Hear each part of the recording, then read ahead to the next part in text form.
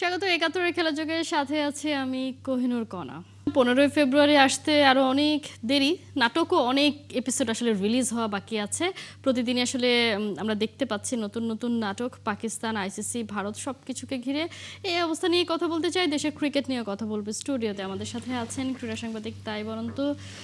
শুভ সকাল। শুভ সকাল। কোন অবস্থায় আছে এখন বলেন তো? মানে আমরা তো খালি শুনছি যে আইসিসি কঠিন শাস্তি দেবে পিসিবিকে, কিন্তু ওই যে যেটা আসলে প্রতিবেদনে দেখলাম বা এহসান মানি সাবেক আইসিসি চেয়ারম্যান তিনি বলেছেন যে চাইলেও পারবে না, কারণ এই একই কাজ তো ভারতও করে গেছে। তাহলে কি আসলে সম্ভব? দেখেন, আমি মনে করি কি যে যখন ক্রিকেটের রাজনীতি বা স্পেশালি ক্রিকেটে যখন ভারতের মতো একটা শক্তিশালী ক্রিকেট বোর্ড পুরো ক্রিকেট নিয়ন্ত্রণ সংস্থাকে নিয়ন্ত্রণ করে এবং তাদের যখন পাওয়ার আছে, মানি আছে, এবং সাথে আপনি ওখানে প্রভাবক হিসেবে পাচ্ছেন এই গোটা বোনাস, এ দুটো মিলে কিন্তু বাংলাদেশ বহিষ্কার ফ্রম দ্য ওয়ার্ল্ড কাপ। বহিষ্কারই বলতে পারেন আপনি এক অর্থে, তাই না? তো বাংলাদেশের এগেনস্টে তারা যেই বিশ্ব ক্রিকেট নিয়ন্ত্রক সংস্থা এরকম সিদ্ধান্ত নিতে পারে, সেটা বাংলাদেশ ভারতে খেলবে না বলে। এখানে তো পাকিস্তান সরাসরি বলছে আমরা বয়কটই করব। সো আমি যদি বিসিসিআই হতাম আমার তো আরও বেশি লাগতো গায়ে, মানে আমি ওই পার্সপেক্টিভ থেকে বলছি। So they won't let it go so easily. আমার মনে হয় না যে এত সহজে তারা এটাকে ছাড়বে। আপনি যদি আইসিসির ঠিক পাকিস্তান গভর্নমেন্টের ওই বিবৃতির পরপরই যদি আইসিসির 3-4 ঘন্টা পরে দেয়া যদি লেটারটা দেখেন, সেখানে ইনিয়ে বিনিয়ে অনেক অনেক কথাই রয়েছে। এমনটা বলা আছে যে যদিও এটা পাকিস্তান সরকারের সিদ্ধান্ত, আমরা সেই সিদ্ধান্তকে সমর্থন জানাচ্ছি, কিন্তু তারপরও সেটা সামগ্রিকভাবে পুরো ক্রিকেট বিশ্বের চিত্র নয়, এরকম কিছু খুব কূটনৈতিকভাবে কিছু শব্দ তারা ব্যবহার করেছে। কিন্তু অ্যাট দ্য সেম টাইম তারা এটাও বলেছে যে বিশ্ব ইভেন্টে আপনি চাইলেই এক একটা ম্যাচে এক এক রকমভাবে নামতে পারেন না, আপনাকে সবগুলো ম্যাচে ইকুয়ালি পার্টিসিপেশন থাকতে হবে, মানে পার্টিসিপেশন রুলসটা কিন্তু ভঙ্গ হতে পারে। তো সেখানে কিন্তু তারা একটা প্রচ্ছন্ন হুঁশিয়ারিও দিয়ে রেখেছিল। তো সেটার একটা কনসিকুয়েন্স আমি জানি না, মিটিংটা কোথাও আমি দেখেছি মিটিংটা গতকাল হওয়ার কথা, কোথাও দেখেছি আজকে হবে, আবার কালকেও হতে পারে এরকম শুনেছি। যেখানেই হোক আমি মনে করি ভয়াবহ একটা শাস্তি তো তারা অবশ্যই দেবে। একদম বেসিক ধরেন যে একদম ন্যূনতম শাস্তিও যদি হয়, সেটা হচ্ছে যে পিএসএল এ কোনো ছাড়পত্র যেন কোনো বড় বড় দেশগুলো তাদের প্লেয়ারদের না দেয়। এটা হচ্ছে একদম মিনিমাম, বেয়ার মিনিমাম, যে পিএসএলটাকে তারা ফার্স্টে ধসিয়ে দেবে। এবং পিএসএল এর লেভেল কিন্তু আপনি যদি লাস্ট 3-4 বছর ধরে দেখেন, in terms of broadcasting quality, in terms of players, এবারের বিপিএল এ মঈন আলী খেলে গেছেন। মঈন আলী নিজে আমাকে বলেছেন যে আমি প্রিফারিং পিএসএল ওভার আইপিএল, তিনি বলেছেন। সো আপনি যদি ফাফ ডু প্লেসিকে দেখেন, আইপিএল ছেড়েছেন তিনি, এবং তিনি স্পষ্ট করে বলেছেন আমি পিএসএল খেলবো। তার মানে পিএসএল এ মানি আছে, পিএসএল এ ওই গ্ল্যামারটা আছে যেটা তারা চান। সো পিএসএল এর একটা ধস তো অবশ্যই তারা দেখবেন। অ্যাট দ্য সেম টাইম আর্থিকভাবে যে ক্ষতিটা তারা করতে চায়, আমার মনে হয় যে যেহেতু পাকিস্তান গভর্নমেন্ট বলেন বা পিসিবি বলেন, তারা কিন্তু যেইভাবে হোক এখানে ইগোতে হার্ট করবে বিসিসিআইকে, এবং একই সাথে আর্থিকভাবে, কারণ আমরা সেটা জানি যে 6,000 কোটি টাকার উপর একটা ম্যাচের উপর লগ্নি রয়েছে। সো সেই জায়গা থেকে আমি মনে করি পাকিস্তানকেও একটা পাল্টা জবাব তো অবশ্যই আইসিসি দেবে। সেইখানে আমি ধরে রাখছি যে একটা আর্থিক ভয়াবহ ক্ষতি পিসিবির হতে যাচ্ছে। আমরা যেটা আসলে বলছিলাম যে একটা নির্দিষ্ট ম্যাচকে যেহেতু তারা বয়কটের কথা বলছে, সেজন্য একটা বড়সড় শাস্তি তাদের আসতে পারে। কিন্তু এর আগে তো আমরা দেখেছি অস্ট্রেলিয়াকে, ইংল্যান্ডকে, বিভিন্ন দেশে না যেতে বিশ্বকাপে একটা ম্যাচ তারা বয়কট করেছে, কারণ তাদের কাছেও এরকম একটা হিসেব ছিল যে গ্রুপ পর্বের বাকি ম্যাচগুলো তারা জিতে পরের রাউন্ডে ইজিলি চলে যেতে পারবে, তাই একটা ম্যাচ তারা না খেললে কোনো সমস্যা নেই। সেটা আমরা দেখেছি তো ওয়ার্ল্ড কাপগুলোতেই। তাহলে এবার কেন আইসিসি এত বেশি কঠোরতা দেখাচ্ছে? না, ওরা তো অস্ট্রেলিয়া, ওরা তো আপনার ইংল্যান্ড, তাদের গায়ের কালার তো ফর্সা, দেখতে সুন্দর তারা, এবং তাদের they have power in ICC, যেটা পাকিস্তানের নেই তো, এবং বাংলাদেশেরও সেটা নেই। তো এইখানে আসলে মারপ্যাচে এই দুটো দেশ আমার মনে হয় যে এই ভয়াবহ। তবে একটা জিনিস আমি ভালো ধরেন, পাকিস্তানের এই পার্টিসিপেশনটাকে, বা যে আমরা টুর্নামেন্ট খেলবো কিন্তু আমরা ভারতের সাথে খেলবো না, স্টানটাকে এক একজন এক একভাবেই দেখে থাকে বা দেখছে। কালকেও একটা আলোচনাতে আমি শুনছিলাম যে খুব ভালো কূটনৈতিক চাল হয়েছে, পাকিস্তান আসলে বাংলাদেশকে যে খুব বন্ধুভাবে তা না, কিন্তু দিন শেষে বাংলাদেশ তো কাউকে পাশে পেল, এবং সেটা ভয়াবহভাবেই পেল। পাকিস্তানের সাথে এবারের বিশ্বকাপ শুরুর আগে ভারত কি করেছে? কিছুই তো করেনি। যা করেছে সেটা তো বাংলাদেশের সাথেই করেছে। কিন্তু আমরা যদি গেল 2-2.5 বছর পেছনে যাই, 2-2.5 বছরে সালমান আগা এবং সূর্য কুমার যাদবের হ্যান্ডশেক না করার মতো ভয়ঙ্কর ঘটনা রয়েছে। এশিয়া কাপের ট্রফি কি এখনো নিয়েছে সূর্য কুমাররা? এখনো কি এশিয়া কাপের ট্রফি? সেটাই বলছি যে সেই ট্রফিটাও তো তারা নিলই না, নাকবির হাত থেকে নিতে হবে, তাই নেবেই না। সো এখানে একটা অপমানের দাগ তাদের রয়ে গিয়েছিল। তারা খেলতে যায়নি চ্যাম্পিয়ন্স ট্রফি, এই রাগটা তাদের রয়ে গিয়েছিল। এতগুলো দাগ সরাসরি পাকিস্তান পিসিবি কিংবা পাকিস্তান ক্রিকেটারদের দেওয়ার পরও তারা কোনো বড় স্টেপ নিতে পারেনি। এই ফাইনাল স্টেপটা তো তারা নিল যখন বাংলাদেশ মাথা তুলে দাঁড়িয়েছে। So what ever it is, বাংলাদেশের কোথাও না কোথাও তো তারা বাংলাদেশের পাশে পেয়ে দাঁড়িয়েই গেছে। এই জায়গায় কিন্তু একটা আপনি শুনেন, যত কিছুই করেন না কেন, যত বড় বড় হাকঢাকি দেন না কেন, দিন শেষে যখন আপনি ভারতের মতো একটা মোড়লকে বলবেন তোমাদের সাথে ম্যাচ খেলবো না, দেখি কি করো, এটার জন্য আপনার গার্ডস লাগবে। নিশ্চয়ই, যে আমরা একটা কথা বলি না, শত্রু শত্রু বন্ধু হয়, ওরকম একটা ব্যাপার হয়ে আসলে এই সিচুয়েশনটাতে দাঁড়িয়েছে। কিন্তু সামহাও মনে হচ্ছে না যে ভারতীয়রা একটু নীরব হয়ে আছে, নাকি আসলে তাদের হয়তো আইসিসি কথা বলে সেজন্য আলাদা করে তাদের কেউ আসলে কিছুই বলছে না? না, আমি তো এটাকে ঝড়ের পূর্বাভাস মনে করি। হ্যাঁ, কারণ যে সিদ্ধান্ত পাকিস্তান সরকার দিয়েছে এটা আসলে তাদের কাছে আনএক্সপেক্টেড ছিল। তারা মনে করেছিল দিন শেষে অর্থের কাছে মনে হয় পুরো ক্রিকেটটাই, পাকিস্তানের তো আসলে গার্ডস নাই, তারা পারবে না। সেটাই। সো আমরা সবাই তো ইনফ্যাক্ট তাই ভেবেছি, এত বড় সিদ্ধান্ত আমরা ভেবেছি যে কিছু একটা হয়তো করবে, বড় জোর কালো ব্যাচটা পড়বে, ম্যাচগুলো হয়তো কয়েকটা ম্যাচ বাংলাদেশকে উৎসর্গ করতে হবে, ভারতের সাথে ম্যাচটা হয়তো উৎসর্গ করে দেবে, ওভার ড্রামাটিক কিছু একটা করবে। কিন্তু সিদ্ধান্তটা যখন ভারতের সাথে ম্যাচ বয়কট, এবং সেটা তো আপনি গেল কত বছরের ক্রিকেট, এটা আপনি কত বছরের ওয়ার্ল্ড কাপ, এরকম সিদ্ধান্ত তো আমরা দেখিনি। তো সেই জায়গা থেকে, এবং পাকিস্তানি এক্স ক্রিকেটাররা যেভাবে এই পুরো বিষয়টাকে তাদের সরকারের হস্তক্ষেপকে যেইভাবে তারা সাধুবাদ জানাচ্ছে, আমার কাছে মনে হয় যে এটাতে মানে যত কিছুই হোক না কেন, দিন শেষে বিসিসিআই কিংবা আইসিসির অনেক বড় আঘাতে লেগেছে, এবং এই আঘাতটার জবাবটা তারা অনেক কড়াভাবে দিতে চাইবে। নিশ্চয়ই। একটা জিনিস তো শোনা যাচ্ছে যে তাদের পাকিস্তানের উপর তো বিভিন্ন ধরনের স্যাংশন তারা দেবেই। আরও একটা যেটা, কারণ ভারত পাকিস্তানকে আমরা দ্বিপাক্ষিক সিরিজে তো দেখি না, শুধু গ্লোবাল টুর্নামেন্টগুলোতেও দেখি, সেটাও আসলে আইসিসি বন্ধ করে দেবে যে গ্লোবাল টুর্নামেন্টেও ভারত পাকিস্তান আর কখনো মুখোমুখি হবে না, এরকম পসিবিলিটি আছে কিনা? অফকোর্স, মানে যদি পাকিস্তান বারবার এটা করতে থাকে, কারণ আপনি যেহেতু অলরেডি একবার স্টেপটা নিয়ে ফেলেছেন যে আমি ভারতের সাথে খেলবো না, সো বারবারই যখন, এবং আইসিসি যেটা কন্টিনিউসলি করে গেছে, যে কোনো লেভেলের, যে কোনো এজ লেভেল বলেন, সেটা 19 বলেন, 23 বলেন, এ টিম বলেন, যে ন্যাশনাল টিম বলেন, যখনই কোনো বৈশ্বিক টুর্নামেন্ট, সেটা এশিয়া কাপ হোক, সেটা ওয়ার্ল্ড কাপ হোক, ভারত পাকিস্তান একই গ্রুপে খেলে, অথবা এমনভাবে ফিক্সচারটা করা হয় যেন তাদের মুখোমুখি হতেই হয়। সো এই জায়গায় হয়তো পাকিস্তান নেক্সট টাইম যেন এই জিনিসটা করার সুযোগ না পায়, সেটা হতে পারে। তবে আমার কাছে মনে হয় যেটা আইসিসি খুব বেশি করে করতে চাইবে, সেটা হচ্ছে পাকিস্তানের দ্বিপাক্ষিক সিরিজ কমিয়ে দেবে।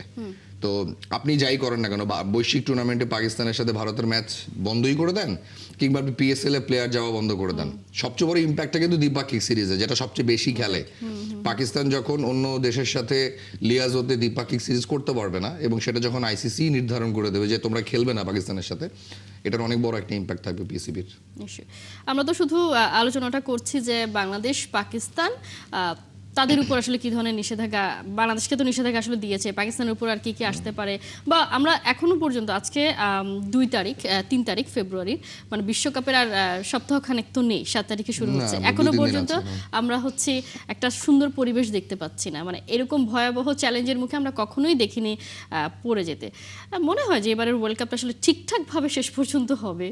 না, আপনি দেখেন, মানে বাংলাদেশের মুস্তাফিজের ওই ঘটনা থেকে যে শুরুটা হলো, এরপরে বাংলাদেশের পরবর্তীতে আর খেলতে না পারাটা, পাকিস্তানের এত বড় সিদ্ধান্ত নেয়, এবং নিপা ভাইরাস, সবকিছু মিলিয়ে এত হযবরল বিশ্বকাপ কখনো শুরু হতে যাচ্ছে বা হয়েছে বলে আমি আসলে কখনো দেখিনি।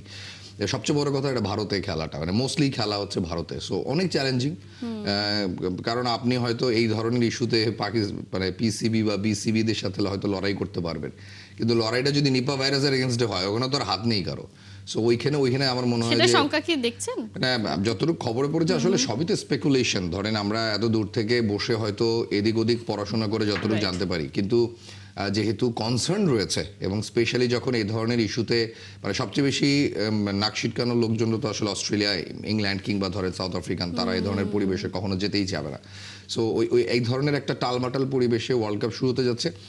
আমার কাছে মনে হয় কোয়ালিটিটা আসলে কতটুকু বজায় থাকবে, কারণ আপনি যখন খেলাটা যখন ক্রিকেট মাঠের বাইরে এত বেশি চর্চিত হয়ে যায়, তখন আসলে কোয়েশ্চেনগুলো রয়েই যায় যে আসলে মাঠের খেলাটা কি মাঠের বাইরের এই মানে আপনার এই কুৎসিত পরিবেশের কারণে মাঠের ভেতরের খেলাটা সুন্দর নাও হতে পারে। নিশ্চয়ই। আপনার মনে হয় কিনা যে এই যে সিচুয়েশনটা তৈরি হয়েছে, মানে আমরা তো সবাই বলছি যে আইসিসি পুরোপুরি ব্যর্থ হয়েছে এই ধরনের ঘটনা সামাল দিতে। আমরা যদি গতকালকেই দেখি আন্ডার 19 সাফ চ্যাম্পিয়নশিপ চলছে, সেখানে ভারতকে বাংলাদেশ হারিয়েছে, মানে সেখানে তো কোনো ধরনের আমরা প্রভাব দেখতে পাইনি, বা যতই ভারত বাংলাদেশ ক্ল্যাশ লেগে থাকুক, ফুটবলে যখন খেলা হবে কখনো আসলে কারো সেই সাহসটাই নেই যে হাত মেলাবো না কিংবা খেলবো না, আসবো না তাদের দেশে। কারণ হচ্ছে ফিফা সেরকমই একটা, এএফসি ফিফা এরকমভাবেই নিজেদেরকে আসলে রেখেছে। তো আইসিসিরও উচিত নিজেদের জায়গাটা আসলে ওই জায়গায় করে নেওয়া। এরকম মনে হয় আইসিসির এখন প্রধান কর্তা ব্যক্তিকে, বা ধরেন আইসিসি কিভাবে চলছে এই সব বা কিছু কেন, মিলিয়ে- মানে আইসিসিকে এরকমই আসলে রাখতে হবে। না, আইসিসিকে এরকম রাখাটা জরুরি না, কিন্তু মানে দিন শেষে যাদের প্রভাবে তারা চলে, তো সেই প্রভাব মুক্ত থাকার প্রক্রিয়াটা তারা কেন করবে? যারা আসলে অর্থের যোগান দিচ্ছে, যারা মূল সবকিছু মানে চালিকা শক্তিতে রয়েছে, তাদেরকে বাদ দিয়ে আইসিসি চলার দরকার পড়ে না তো, এবং আইসিসি সেটা করবেও না। মানে আপনি সিচুয়েশন আজকে দেখছেন, হ্যাঁ ফাইনালি বাংলাদেশ ভয়েস রেজ করেছে, পাকিস্তান ভয়েস রেজ করেছে, ইটস গুড টু সি, কিন্তু দিন শেষে কি সিচুয়েশন খুব একটা বদলাবে? আমার মনে হয় না এত সহজে বদলাবে, কারণ এখানে এত কোটি কোটি উচিত ডলার। কিনা ক্রিকেটের ভবিষ্যতের কথা চিন্তা করে? আমার মনে হয় যে ইটস লং ডিবেট, তবে অবশ্যই ক্রিকেটের ভবিষ্যতের কথা চিন্তা করে উচিত, কারণ আপনি দেখেন যে এখন আইসিসি এরকম করছে বলেই বিভিন্ন দেশের সরকার হস্তক্ষেপ করছে। ভারতীয় সরকার বলছে পাকিস্তানে খেলতে যাব না, পাকিস্তান সরকার বলছে আমরা ভারতের বিপক্ষে মাঠে নামবো না। এবং যখন ক্রিকেটে এই ধরনের স্টেটমেন্ট মানে দেশের গভর্নমেন্টের কাছ থেকে চলে আসে, তখন কিন্তু আপনি চাইলেও আর কোনো সিদ্ধান্ত নিতে পারবেন না। সো বাংলাদেশ, আমি জানি না বিসিবির কলটা কি ছিল, কিন্তু যেহেতু বাংলাদেশ গভর্নমেন্ট বলে দিয়েছে আমরা নিরাপদ নই ওখানে, বিসিবির কল যাই থাকুক, yes no very good, BCB যেতে পারবে না। সো এই সিচুয়েশনটা কেন হয়েছে? আইসিসির এই একপাক্ষিক মনোভাবের কারণেই হয়েছে। আইসিসি শুধুমাত্র একটা বিশেষ দলকে বা কয়েকটা দলকে ছাড়পত্র দিয়ে গেছে দিনের পর দিন, বছর পর বছর বলেই সরকারি হস্তক্ষেপ এসেছে, এবং ক্রিকেটের ভেতর রাজনীতিটা চলে এসেছে। এই দায়টা আইসিসিকেই নিতে হবে নিশ্চয়ই, এবং সেটার ফল ভোগ করতে হচ্ছে বাকি সবাইকেই আসলে। দেখা যাক এই দিন বদল হয় কিনা। আমরা একটু দেশের ক্রিকেট নিয়ে কথা বলি। আমাদের দেশের ক্রিকেটাররা খুব প্র্যাকটিস করছে তাদের টি-20 টুর্নামেন্ট নিয়ে, কোটি টাকার টুর্নামেন্ট হচ্ছে। কি মনে হচ্ছে এই টুর্নামেন্ট খেলে আসলে কি লাভ হবে, কি ফায়দা হচ্ছে? এই টুর্নামেন্ট আমি ইনফ্যাক্ট কালকেই ভাবছিলাম যে আসলে 2.5 কোটি টাকার টুর্নামেন্ট মনে হয় সবকিছু মিলিয়ে, এবং অনেক ক্রিকেটারের মন খারাপ, তারা দল পাননি, তারা বিভিন্ন রকম ফেসবুক পোস্ট করেছেন। আমি জানি না আসলে টুর্নামেন্ট খেলে কি হবে। একটু ক্রিকেটারদের একটু ব্যস্ত রাখা, ক্রিকেটারদের একটু মাঠের মধ্যে রাখা। এই যে ধরেন একটা ক্যাম্প শুরু হচ্ছে আজকে থেকে, এই যে তারা ক্যাম্পে যাবে, যেটা নিজেদের আবার একসাথে দেখা হবে, আবার একটু রানিং করলো, একটু জিম করলো, একটু প্র্যাকটিস ব্যাটিং বোলিং করলো, ভালো লাগবে তাদের। আমার কাছে মনে হয় যে ঠিক আছে, ফাইন, মানে হোয়াটস দ্য বিগ ডিফারেন্স? আপনি যখন এই মুহূর্তে বাংলাদেশের ওয়ার্ম আপ ম্যাচ খেলার কথা ছিল ওয়ার্ল্ড কাপে, এবং সেই ম্যাচ ইনফ্যাক্ট গতকাল থেকে ওয়ার্ম আপ ম্যাচ শুরু হয়েছে, সেখানে আমি দেখলাম কালকে ইটালি হারিয়েও দিয়েছে কানাডাকে। সেটা দেখার পর আমার মনে হচ্ছিল যে যাক, ভালো হয়েছে বাংলাদেশ খেলছে না বিশ্বকাপে।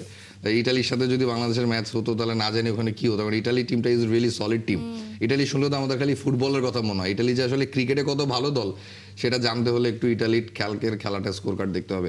এর যেখানে ফিরছিলাম যে আমার মনে হয় না এই টি-20 টুর্নামেন্ট খুব বেশি চেঞ্জেস আসবে। ক্রিকেটাররা মাঠে থাকবেন, একটু কিছু টাকা পয়সা পাবেন, মন ভালো থাকবে, 3টা ম্যাচ খেলবেন, দ্যাটস ইট। মন কি ভালো থাকে? বিশ্বকাপ খেলা যারা মানে আপনি প্রথমবারের যখন when you are working আর কি, সেই জায়গা থেকে যে আপনি হয়তো মাঠে দৌড়াদৌড়ি করছেন, ওই 3টা স্পেশাল 3টা ডেতে হয়তো আপনার মন ঠিক থাকবে। কিন্তু ওভারঅল যদি চিন্তা করেন, সামনে আমাদের ওয়ান ডে একটা সিরিজ রয়েছে পাকিস্তানের সাথে, আমাদের বন্ধু পাকিস্তানের সাথে একটা সিরিজ রয়েছে। সো সেই সিরিজের প্রিপারেশনটার জন্য সম্ভবত বিএসএল ঘরানার একটা একদিনের টুর্নামেন্ট বিসিবি আয়োজন করতে চায় 4টা দল নিয়ে। ওটা বাদ দিলে আপনি যদি চিন্তা করেন ওভারঅল, আপনি যে প্রশ্নটা করেছেন আসলে এই টুর্নামেন্টের ইম্প্যাক্ট কি? জিরো। আমার কাছে মনে হয় না এই টুর্নামেন্ট আসলে খুব বড় কোনো পরিবর্তন আনবে তাহলে বাংলাদেশের আসলে ক্রিকেটে। আপনি তো বলেছেন যদিও যে প্লেয়ারদেরকে একটু ব্যস্ত রাখার জন্য, ব্যস্ত রাখার কি আছে? তারা যে ধরনের ইন্টেন্সিটি নিয়ে ম্যাচ খেলে সেখানে তাদেরকে তো আসলে রেস্ট দেওয়াটাই তাদের দেখেন, জন্য। আমি মানে এখন হয় কি যে ধরেন বাংলাদেশের ক্রিকেটে, লোকাল ক্রিকেট আপনি যদি দেখেন, ডোমেস্টিক ক্রিকেটে আমাদের সংগঠকদের সাথে বিসিবির যে অবস্থা, এই প্রথম বিভাগ ক্রিকেটের বাকি বহিষ্কৃত বা যারা খেলছে না তাদেরকে, তারা আলাদাভাবে তাদেরকে নিয়ে যে একটা টুর্নামেন্ট করেছে বিসিবি।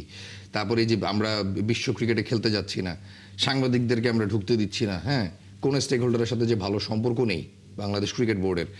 এই সময় আই ওয়াচ নানা রকম অনেক কিছু করা লাগে। এই সময় আপনার তখন ওই মনোযোগটাকে হটকানোর জন্য মাঝে মধ্যে সাকিব আল হাসানের টপিক ছড়ে দিতে হয়, ওটা দিয়ে তো লাভ হয়নি, মাঝে কারণ মানুষ মধ্যে তো একটু আসলে বুঝে 3 গেছে। দিনের একটা টুর্নামেন্ট ছেড়ে দিতে হয়। সো এই সিচুয়েশনগুলোতে আমার কাছে মানে হয়তো এটা আমির ইসলাম বুলবুল শুনলে কষ্ট পেতে পারবে, ওভারঅল হয়তো বাংলাদেশের ক্রিকেট বোর্ডের যারা কর্তা ব্যক্তিরা রয়েছেন তাদের হয়তো খারাপ লাগতে পারে, কিন্তু ওভারঅল 3 দিনের টুর্নামেন্ট আসলে কিছু হবে না। এটা একটা আই ওয়াচ টুর্নামেন্ট মনে হয় আমার কাছে। আপনার কাছে মনে হয় যে বিসিবি আসলে বাংলাদেশ ক্রিকেট দল বা বাংলাদেশের ক্রিকেটারদের নিয়ে চিন্তা ভাবনাটা এখন শুধুই বিসিবি করছে নাকি বিসিবিকে আসলে অন্য কেউ চালাচ্ছে এরকম আসলে মনে হয় কিনা আপনার? কিছু কিছু জায়গায় তো মানে ওভারঅল উপর থেকে দেখলে মনে হচ্ছে কিছু কিছু জায়গায় বিসিবি হয়তো হতে পারে এটা, বাট দিন শেষে আসলে কি স্পেকুলেশনের উপর বেস করে কোনো কিছু বলাটা ঠিক হবে না। আমি একটা জিনিস খুব মনে করি যে বাংলাদেশ ক্রিকেট বোর্ড এখন যারা পরিচালনা করছেন তাদের নানা রকম ভুল রয়েছে, স্পেশালি যেই পরিচালককে ঘিরে বিপিএল এর ম্যাচ বয়কট হলো, সেই পরিচালকে যখন আবারও তার জন্মদিনে কেক কাটতে আমরা দেখলাম, জন্মদিনের বা যা যা হলো তিনি সবখানি তাকে দেখা যাচ্ছে, এই যে একটা ধরেন কাজ করলো, এগুলো তো কোনো ভালো কাজ না। এটা কেন করা হলো বলে আপনার মনে হয়? মানে যার জন্য এত কিছু হলো, একদিন ম্যাচ বন্ধ থাকলো যেটা আসলে আমরা কখনোই এর আগে দেখিনি, সেই ধরনের ঘটনা ঘটলো এবং ক্রিকেটারদেরকে বলা হলো যে তাকে সব ধরনের দায় দায়িত্ব থেকে সরানো হয়েছে, তাদেরকে আশ্বস্ত করা হলো, তার মানে তো ক্রিকেটারদেরকে অপমান করাই হলো। বা দিন শেষে আসলে বিসিবি ক্রিকেটারদের না, তাদের নিজেদের যারা আছেন পরিচালক তাদের কথাই ভাবে। এরকম বাংলাদেশ ক্রিকেট বোর্ডে এখন যারা রয়েছেন, যে কোশ্চেনটা আমি মনে হয় আপনি অনেক শুনেছেন, যে কজন সংগঠক রয়েছেন, কজন ক্রিকেটের মানুষ রয়েছেন এবং তাদের এই ক্রিকেট বোর্ডে ঢোকার পথটা আসলে কে করে দিয়েছেন এবং কিভাবে তারা ঢুকেছেন। এখানে একজন বিশেষ পরিচালক এবং এর আগের যিনি ক্রীড়া উপদেষ্টা রয়েছিলেন, তাদের প্রচ্ছন্ন ভূমিকা তো প্রচ্ছন্ন না, আসলে প্রত্যক্ষ ভূমিকাই ছিল, প্রকট ভূমিকাই ছিল। সো সেখান থেকে তাদের আগমন, এবং আমার কাছে মনে হয় যে ওই পাওয়ার এক্সারসাইজের জায়গাটাও, মানে হয়তো তিনি এমন পাওয়ার হোল্ড করেন যে তাকে ক্রিকেট বোর্ডের ফিনান্স ডিপার্টমেন্টের প্রধান কিংবা ধরেন পরিচালক পদ থেকে সরানোর সুযোগটা নেই। কিন্তু আমার কথা হচ্ছে যে এই ধরনের সিচুয়েশনগুলো তো ক্রিকেট বোর্ড যারা এখন পরিচালনা করছেন তারাই প্রডিউস করছেন এই সিচুয়েশনগুলো। এছাড়াও তারা ক্রিকেট বোর্ডে আসার পর থেকেও আগের অনেক ঘটনা ফিরে আসছে। সো তারা চারিদিকে আসলে ক্রিকেট বোর্ডের এখন যারা রয়েছেন তারা চারিদিকে এত সব ঝামেলায় আষ্টে পৃষ্ঠে জড়িয়ে আছেন। আপনি দেখবেন কালকে হাইকোর্ট থেকে জাহানারা ইস্যুতে একটা বড় সিদ্ধান্ত এসেছে, মানে দিতে হলো, এবং সেই সিদ্ধান্তটা আসার সাথে সাথে বিসিবি থেকে কিন্তু আমরা জেনে গেলাম যে জাহানারার ইস্যুতে 31 তারিখ রিপোর্ট জমা পড়ে গেছে এবং সেটা কিন্তু বুলবুল সাহেবের কাছেও দিয়ে দেওয়া হয়েছে। এটা কিন্তু আগে তারা জানালেন না। সো এই সবকিছু মিলিয়ে একটা গোজামিল অবস্থায় বাংলাদেশ ক্রিকেট বোর্ড রয়েছে। আমার মাঝে মাঝে খারাপই লাগে আসলে ওনাদের জন্য। কোনো কিছুই কিন্তু আমরা আসলে আগে জানতে পারি না, মানে বিসিবি কোনোভাবেই চায় না যে এই দেশে সবকিছু আসলে সাংবাদিক যারা আছে, সাংবাদিকরা তো ক্রিকেটের স্টেক হোল্ডার, তারা আসলে কোনো কিছু সুস্থভাবে জানুক। আবার সাংবাদিকরা যদি বেশি জেনে যায় তখন আবার তাদেরকে দরজা বন্ধ করে দেওয়া হয়, মানে এইসবই চলছে। মানে খুব যে একটা অস্থিরতার মধ্য দিয়ে এই বোর্ড কাটাচ্ছে সময়টা, কতদিন আসলে এইভাবে চলবে সেটা একটা প্রশ্নের ব্যাপার। যদিও সবাই বলছে 12 তারিখের পর আসলে অনেক কিছুই পরিবর্তন হয়ে যেতে পারে। লেটস সি, আমরা আসলে একটা স্মুথ একটা পরিবেশ পরিস্থিতি এক্সপেক্ট করি। আগে তো আমরা কথা বলতাম মানুষের পারফরমেন্স কবে ভালো হবে, কবে আমরা একটু ভালো কথা, এখন দেখছি যে পারফরমেন্স ভালো হওয়ার তো অবস্থাই নেই, কীভাবে ভালো হবে সবকিছুই। তাই বলুন তো, অসংখ্য ধন্যবাদ, অনেক কথা বলেছেন।